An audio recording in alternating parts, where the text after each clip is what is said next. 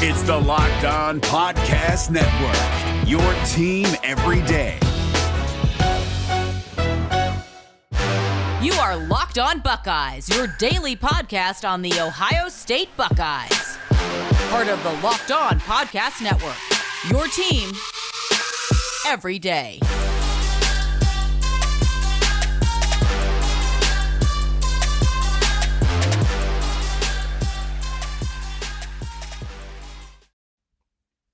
What is up, Buckeye fans? Welcome back to another episode of Locked On Buckeyes, part of the Locked On Podcast Network. I'm your host, Jay Stevens, also the host of the Jay Stevens Podcast. It is Tuesday, April 20th in the year 2021, and this is the latter part of April. Wasn't expecting the news to come out in the way that it is right now, but there is basketball news, a little update, and football news that we must talk about. As always, you can follow me on Twitter at JStevens07. You can also follow the podcast on Twitter as well at Locked On Buckeye. Lineup for today in segment 2, we're going to talk about the QB1 situation and who will possibly be QB1 in the fall. Segment 3, we answer the question, who is Joey Brunk and why did he transfer to Ohio State?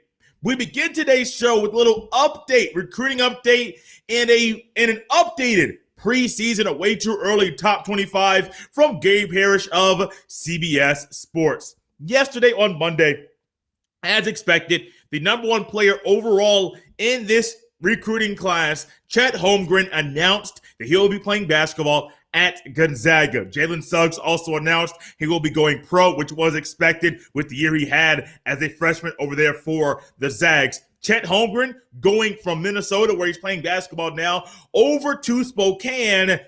Mark Few continues to bring in top talent, bring in top big man, and Chet Holmgren and Drew Timme together should be a fun watch every single night, as well as Chet Holmgren watching him fill out and really just mature his body, because that boy is thin. I think I saw him weighing in at 190 pounds at 7 feet tall. Buddy, you need some muscle to play college basketball because you're a little too thin. Many of you are wondering, we're wondering, if Efton Reed was going to announce that he's going to play college basketball at Ohio State. I don't think that's likely. With the announcement of Joey Brunk transferring in from Indiana University, that roster spot is full. I would have honestly loved to have Efton Reed at Ohio State. You would get Efton Reed for longer than 1 year. Would have been better than a 1 year fix. But here we are with Joey Brunk transferring to Ohio State. That is a need there, and there is a spot and a role for him on this team. But with things being shaken up the way that they have, more and more transfers are announcing where they're playing basketball. Just earlier, before recording this here episode, Miller Kopp from Northwestern announced he's transferring from Northwestern to Indiana University, which I think is a good move for him. Boost that roster over there at Indiana. And Mike Woodson, the pieces of the puzzle are slowly being filled in.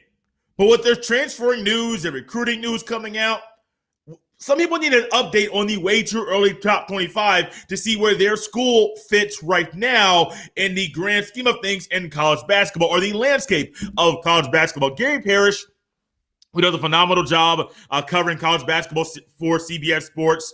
You can listen to him, I think, 2 or 3 times a week on the Eye on College Basketball podcast.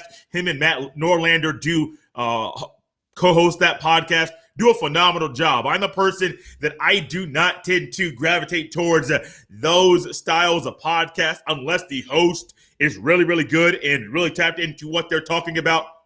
Cover 3 for college football.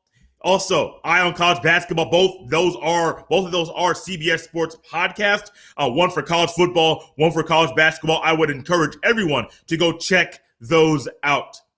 But top 10 through 1 for Gary Parrish as far as what he sees right now, as far as the way too early or top 25 plus 1 that he does every single week during the season. I think you'll be surprised where Ohio State currently lands in his rankings. We're going to go 10 through 1. The number 10 team you'll recognize and you will like where they are when you hear where Ohio State is. Number 10, the team up north, in his top 25 plus one way too early updated rankings. Number 9, the Arkansas Razorbacks. Number 8, the Kansas Jayhawks. Number 7, the reigning national champions, the Baylor Bears. Number 6, the Duke Blue Devils, who had a really bad offseason, 13-11 last year. Nobody expected that. Had a player quit on them in the middle of the season. Number 5, your Ohio State Buckeyes. I will read verbatim, word for word, what he says about Ohio State and why they are right there in this part of his rankings. Number 4, Alabama Crimson Tide. Number 3, Villanova Wildcats. Number 2, Gonzaga Bulldogs. And then number 1, the UCLA. 22-10. Everyone saw what they had, what they did during the tournament, playing in the play-in side in the first 4 and then making it to the Final 4 this year. They have a lot of talent coming back, and it's really going to be exciting to see what they do next year during next year's college basketball season. But here's what Gary Parrish of CBS Sports had to say about Ohio State. You can follow him on Twitter at Gary Parrish CBS, and you'll be able to see exactly what it is that he said about Ohio State, and just follow him for staying up to date with college basketball. Word for word from the article, quote, Ohio State is expected to return 7 of the top 8 scorers from a team that earned a number 2 seed in the NC2A tournament. Most notably, Dwayne Washington, E.J. Liddell, Justice Suing, and Kyle Young. Malachi Branham, a consensus top 30 prospect in the class of 2021, is an incoming recruit who should make an immediate impact. Here's one thing that he said that I think is very, very true. Ohio State is expected to return 7 of the top 8 scorers. C.J. Walker is gone. I do personally expect that Junior and Liddell will come back in school, will stay in school. I do not expect them to be gone outside of the school and go play pro. I don't expect that personally myself, which is why that is the expectation for them to come back. Ohio State brings back a lot of offense, a lot of experience, a lot of chemistry that they built last year, and a lot of things that can be built and rekindled in the summer and going into next college basketball season. As critical as your boy is of Ohio State every single day, this is going to be a tough team next year, a very tough team, and I do expect more noise in the NC2A tournament next year than they made this year. Let's step away very quickly. When we come back, we'll talk about the quarterback situation. Who's QB1, QB2, QB3, in that order. Want to find out who I think will be there? Stick around to find out. But first, check this out. RockAuto.com is a family business serving auto parts customers online for 20 years. Go to RockAuto.com to shop for auto and body parts from hundreds of manufacturers. They have everything from engine control modules and brake parts to tail lamps, motor oil, and even new carpets. Whether it's for your classic or daily driver, get everything you need in a few easy clicks delivered directly to your door. The RockAuto.com catalog is unique and remarkably easy to navigate. Quickly see all the parts available for your vehicle. Choose brands, specifications, and prices you prefer. Best of all, prices at RockAuto.com are always reliably low, and the same for professionals and do-it-yourselfers. Go to RockAuto.com right now and see all the parts available for your car or truck. Right, Locked On in their How Did You Hear About Us box so they know we sent you. Amazing selection, reliably low prices, all the parts your car will ever need. RockAuto.com. The Locked On Podcast Network is covering the NFL Draft from all angles. Catch up on the Ultimate Mock Draft 2021 podcast presented by Odyssey. Follow Locked On NFL Draft and the Draft Dudes podcast for the latest draft news. And stay tuned for more info about our live NFL draft coverage. If this is your first time listening or watching Locked On Buckeyes, I want to say welcome. Or if it's your first time in a long time watching or listening to the podcast, I want to say welcome back. And if you haven't heard, Locked On Buckeyes has its own YouTube channel, along with the great audio platforms that Locked On Buckeyes is on every single day. Apple Podcast, the Odyssey app, Google Podcast, iHeartRadio, just to name a few of the audio only platforms. There's also the video version on Locked on Buckeyes on YouTube. Subscribe to the audio and video versions. YouTube, blow that YouTube page up. Help it grow. Continue to help it grow. Locked on Buckeyes on YouTube. Just trying to allow more avenues for you to enjoy Locked on Buckeyes every Monday through Friday. QB1.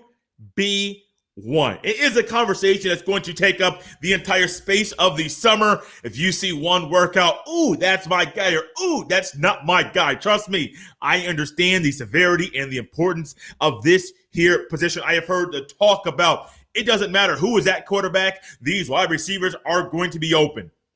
Can we just put a timeout with that conversation very, very quickly? It does matter who's going to be quarterback. It does matter who quarterback is. You don't want to walk on quarterback or walk on anything or a guy who's QB4 coming in and playing quarterback just because you have Chris Olave and Garrett Wilson and Emeka Egbuka and Jamison Williams and Julian Fleming and Marvin Harrison Jr. And you have all of these wide receivers. You can even pull DeMario McCall from defense back to offense if things get crazy. Trust me. Don't fall into that trap because who plays quarterback matters. I understand it's a talking point. I understand that it makes sense because to some people, because of who the wide receivers are at Ohio State. Let's just time out. It matters who plays quarterback. It absolutely matters. If the quarterback can't read the defense, if the quarterback can't get the ball from himself to the receiver, if the quarterback can't do the read option routes that these receivers are running, yeah, it's going to be a bad news bears for Buckeyes fans. You'll be wondering if Ryan Day knows what he's doing as far as naming the right guy to be the quarterback. It does matter. That's a conversation that's been irking me and getting really annoying me. It absolutely does matter who plays quarterback at Ohio State and at any school around the country. I feel better. I got that off my chest. Back to regularly scheduled programming. Ohio State quarterback, it does matter. You saw Jack Miller. You saw CJ Stroud. You saw Kyle McCord. I know many of you, and I have heard the hierarchy in this particular order. Many people believe CJ Stroud's QB1 no matter what. Some people believe Kyle McCord is QB2. Some people believe that Jack Miller is QB2. And some believe that QB3 is going to be Kyle McCord or Jack Miller. I have not heard or seen or read many things where it is talked about or speculated that CJ Stroud will be QB2 and Miller or McCord will be QB1. Me personally, I personally think it's going to be Stroud QB1. Right now, I might be leaning towards McCord for QB2 and then for Miller to be QB3. But at the same time, I only got to see one full practice at Ohio State. That was a spring game, just like you. Only got to see one full practice unless you're a media member and you have been available and able to go to Ohio State to be able to watch practices there in person, there locally, there in Columbus. So that's just me right now. Part of the reason I think Stroud's going to be QB1 is because of the intangibles. His intangibles, the ability that he has to, with his eyes, pre-snap and post-snap, to manipulate the defense, a defense that he has been playing against consistently every single day in the spring game. I think that's one of the things that Ryan Day is looking at. If you're a quarterback and you have been haven't thrown a pass in college football, what's one thing you would like to do to the opposing defense, no matter if you've played the same defense for 2 weeks straight or if you're playing them for the very first time in week 1 of the upcoming season? Manipulate things pre-snap, so post-snap, it's a whole lot easier for you. And CJ Stroud did some of those things during the spring game. Everyone's been highlighting the red zone play where he threw the touchdown pass to Marvin Harrison Jr. via a slant. And I got to say, as great as it was for Stroud to walk up to Royer, say a little something, go back to his spot, post-snap, eyes tipping off Kevon Pope, and Pope was one step too late, one step the wrong way. Stroud fired the thing into Harrison Jr. Can we stop and just highlight and talk about how phenomenal of a route that was? Ohio State receivers, a little nerdy right now. Ohio State receivers do a great job of getting over top of the receiver, of the defender. What does that mean? Well, on the defense, we all know where the defender sits and the receiver sits. So I'm going to try and point this out via the video. Some of you may laugh at me as far as why Jay is pointing and how goofy it may look. But the defensive back and the receiver, the Ohio State receivers, this is a testament and this goes back to giving credit to Brian Hartline for how he is discussing and coaching these young men up. Ohio State receivers always find a way to get on top of the defender, the defensive back, no matter if it's corner or linebacker or safety comes up to guard them one-on-one, they get on top, and all the quarterback has to do is put the ball where it's for the receiver and the defender can't catch up. Now with a slant, sometimes you see a defender get beat and they do come underneath to swat the ball and to knock the ball down that way. Or you see him go over the top as well. But Martin Harrison Jr., the defender, I do space who it was at that time. His slant route, the defender had no chance. The separation at the line was there. Martin Harrison Jr. got on top of said defender, and there was a 2 to 3 yard separation, at least a couple yard separation between Harrison Jr., a true freshman, early enrollee, and the defender at that time as well. As great of a play as it was for C.J. Stroud, we got to give credit to Harrison Jr. for being able to get on top of the receiver and getting separation as well. And man, 6'3", 201, whatever it is, that man looks like a grown man right now as an 18-year-old young man. I'm really excited to see what he does over the next few years at the Ohio State University. But I do think Stroud is the front runner right now. Nothing has been decided. That was just one practice, and one practice does not decide anything. It's also April. We've already talked about that conversation too many times. But also one thing I noticed from Jack Miller, McCord looked good, threw the ball around, very poised. Miller, the first drive, threw the interception, and it looked like he was a little shaken or rattled after that. He moved down the field. It was very 7-on-7-esque, the style of scrimmage that Ohio State had. And then one thing I noticed, mentally, he was rattled. Mentally, he was not there. One thing about these top-tier quarterbacks at Big 10, Big 12, your Power 5, your powers in the Power 5 schools, a lot of these quarterbacks have a lot of the same skill set, or not same skill set, they can make the throws. A lot of it is all mental. And one thing, if I'm Ryan Day, Corey Dennis, or even you that is trying to gauge who might be QB1 for Ohio State, mentally, you have to be all there. One thing I heard about this in the pros, and we got to step away very quickly to stick on time with the show. Quarterbacks and the pros, a lot of them have the ability to make big throws. But one thing that separates the greats from the others, mentally, do they have it there? Does something not click once they get into the National Football League? Got to step away very quickly. When we come back, we answer the question, who is Joey Brunk and why did he transfer to Ohio State? But first, check this out. BetOnline is the fastest and easiest way to bet on all your sports action. Football might be over, but NBA, college basketball, and even the NHL are in full swing. BetOnline even covers awards, TV shows, and reality TV. Real-time updated odds and props on almost anything you can imagine. BetOnline has you covered for all the news, scores, and odds. It's the best way to place your bets, and guys, it's even free to sign up. Head to betonline.ag on your computer or mobile device. And when you sign up today, make sure you use promo code LOCKEDON, LOCKEDON, and receive your 50% welcome bonus on your first deposit. Once again, go to betonline.ag on your computer or mobile device. And when you sign up today, make sure you use promo code LOCKEDON and receive your 50% welcome bonus. BetOnline, your online sports book experts. The Ultimate Mock Draft 2021, presented by Locked On and Odyssey, is happening now. Featuring analysis from NFL experts Michael Irvin, Jason LaConfora, and Brian Baldinger. Our local experts for every team making trades and picking the next stars of their team. Search the Ultimate Mock Draft 2021 on the new Odyssey app or wherever you get your podcasts. Odyssey is your audio home for all the sports, podcast, music, and news that matter to you. That's AUDACY.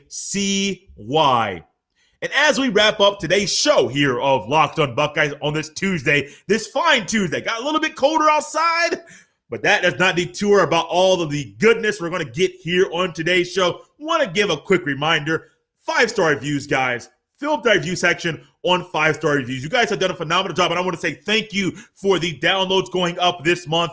People are noticing. I want to say thank you so much for that. Tell people, tell your friends, tell your family, tell that guy that maybe you don't like, but you know he's a Buckeye fan and he wants to stay up to date with the Buckeyes just like you. Let everybody know that Locked On Buckeyes is the place to be to stay up to date on the Ohio State Buckeyes. Retweets, likes on any of my tweets about Ohio State, any of my stuff at all is welcome. Retweet that thing, like that thing, quote tweet it, reply to it, whatever you want to do to let more people know about Locked On Buckeyes.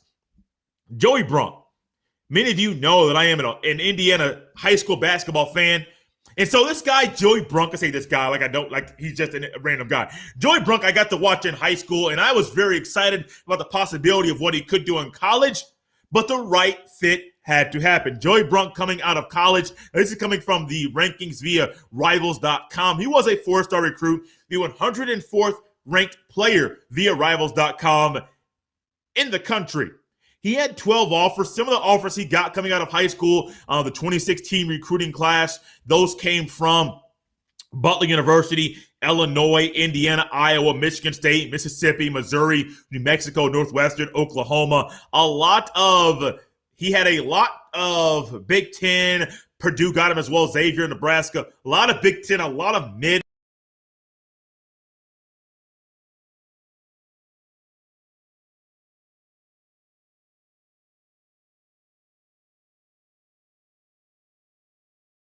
Brooks plays at Xavier right now. They did a phenomenal job as a school of helping Joey Brunk be all he can be as a basketball player, and they helped Joey Brunk make a great decision about where he was going to play basketball in college. Joey Brunk committed to play basketball at Butler. I believe that came during his senior season, I think at the beginning of his senior season. And then he has some hiccups along the way. The death of his father, I believe, while he was at Butler. Last year at Indiana, he had an injury that he derailed him from playing last year. And the thought was, for me, honestly, Mike Woodson, Joey Brunk, IU. I thought Joey Brunk was going to be a guy that played his college basketball in the state of Indiana his entire life. But I was dead wrong there. Joey Brunk and Chris Holtman, the connection that those two men made early on in Joey Brunk's tenure there playing basketball at Butler University, that is a connection that is now passing on until now. Joey Brunk, when you look at his numbers, you might say, Jay, this guy does not wow me. This guy doesn't pop out. Nothing does. He averaged the 6.8 points a game and 5 rebounds a game the 2019-2020 season. And then his last year at Butler, which I believe would have been his junior year, he averaged 7.6 points a game, and then also 3.6 points rebounds a game. He did have a career high, I believe, his last season playing 2019-2020 season. He had a career high of 14 points against Michigan State. That was at home, and that was a win as well. His highest season field goal percentage average, 61.7% career in college basketball. He has played 92 games, started 44 games, 56.1% from the field for his career in college. And then also from the free throw line, this is where things get a little bit scary, really scary. 57.6% career free throw percentage shooter in college. There is a need. A height need, a lack of height, and Joey Brunk does fulfill that initial need. 6'11", 250, maybe 255, depending on where you look. That's a mammoth of a man. That's a large man. He has carried that size, had the size in high school. He's carried that size with him into college as well. There are a couple things I'm going to close out this show with as far as why he chose Ohio State and why I think it's beneficial for Joey Brunk to be in Ohio State this upcoming season. I mentioned Chris Holtman, but I know Joey Brunk knows there is a need at Ohio State that I think led him and pushed him to joining Ohio State and the basketball team. I don't think Chris Holtman is expecting Joey Brunk to start this upcoming season. There may be a need for him too, but Kyle Young, Liddell, and Sewing in the front court this upcoming season, I'm saying this expecting that Washington Jr. and Liddell do stay in school. Jr. and Wheeler in the backcourt. That's experience, that's chemistry, and that's a better defensive lineup than what the Buckeyes had last season. So that's a plus. Brunk off the bench, there was no height. There was no size. There was no experience. You had 6'8" Zed Key, who was a freshman. A freshman 6'8". Zed Key needs to build some more muscle, as I believe he will in the offseason. And Zed Key was inexperienced. Brunk has played basketball in the Big East and in the Big Ten, so he has seen different styles of play, different styles of big man, and he has been around a while. Played under Holtman. I believe he played under LaVall Jordan as well, and also played under Archie Miller. Different coaching styles, different coaches. He knows how to acclimate himself with different rosters, with different players. Brunk is really good. Quick decisions. Get the ball to him, a quick decision down low. You'll see that is an ideal spot for him as far as what he is as a basketball player. But also, I think this is going to be very beneficial very quickly for the development and maturing of Zed Key. Because in practice, Zed Key, Kyle Young is not a banger down low, not in the Big Ten big man sense. EJ Liddell can, but EJ Liddell can hit you from all three levels. This is going to help and push the development of Zed Key. Joey Brunk's been around a while. Joey Brunk is a guy that can push Key, let him know more about how he can combat the defense of his opponent that maybe Brunk has gone up against before. And also, it's going to help Key and Ibrahim Diallo. Now, I don't know what Diallo's role is going to be on this team next year. I do not expect him to get many minutes. If he transferred, it would not shock me. But I don't expect him to get many minutes going into or next season at all, especially with Brunk. I think Brunk's coming off the bench with Key as well. I don't think they'll play at the same time unless you see Key get more of an outside or mid-range role, so where he doesn't have to be down on the block the entire time. That could be a time where you get a 6'8" Key, hit you at different levels, and then Brunk as well. That could be some chemistry there where you can see those two guys playing at the same time. The maturing of Key. The development of Key. Brunk finding a role where he likes to coach and he likes the playing style. This could be a win-win for everybody. Thank you guys so much for listening and or watching. Gotta remember YouTube, another episode of Locked On Buckeyes. You guys can always follow me on Twitter at jstevens07. Full with our review section on Apple with 5-star reviews. I'll be back tomorrow. We'll continue talking about the possibility of changing from a 4-3 to a 4-2-5. Tomorrow it is all about the recruiting. Does recruiting get benefited or does it get hurt by changing your defense right now throughout any portion of any coach's tenure at any school? Want to find out? We'll discuss that tomorrow.